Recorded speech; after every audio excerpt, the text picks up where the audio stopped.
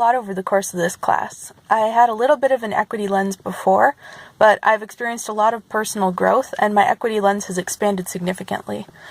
I wasn't really aware of how much my own biases were affecting my equity mindset until I read the Shipley article, which is called Human Rights, Sexuality, and Religion Between Policy and Identity. I think that was for week 3. It talked about how people assume that religious institutions are always in conflict with the LGBT community, and while that's sometimes true, it's not always the case. I thought that was really interesting because I admit I'm guilty of assuming that all religions are against the LGBT community, and so it was really enlightening to read that article and know that that's not necessarily the case. I'm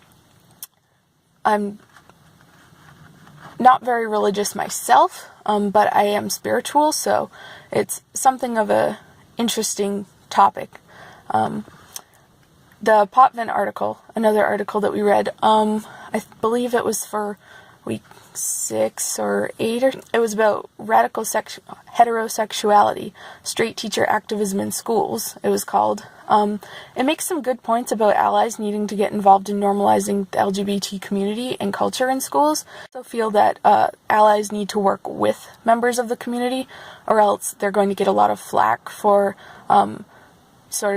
talking about them but not with them, the same as how if someone wants to teach about Indigenous culture, they should really get in touch with Indigenous elders and people who are part of the culture so that they're not telling their story for them. And yeah, I just thought that was important.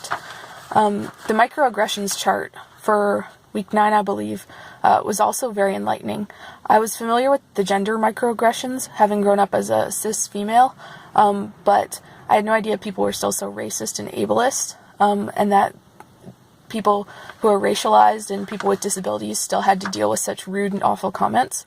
I grew up pretty sheltered, I'll admit, until about high school probably, and so I've always had a very optimistic outlook and believe that people are inherently good, however naive that may be, but that microaggressions chart really made me reevaluate my mindset. I realize it's probably mainly ignorance, but still that's not really an excuse to be awful to someone.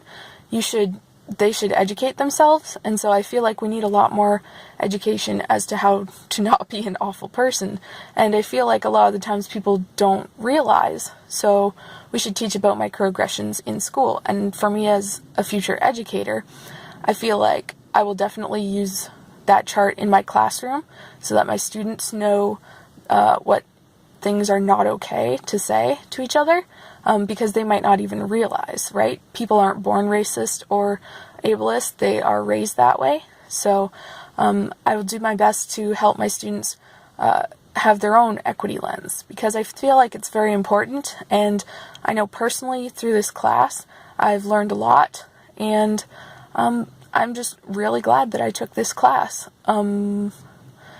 It's been very enlightening, and I sincerely enjoyed it. I like how we get into the discourse and we talk about the different depths of different issues, and I feel like we have a lot of really important conversations in the classroom that we can't necessarily have other places, and it's not because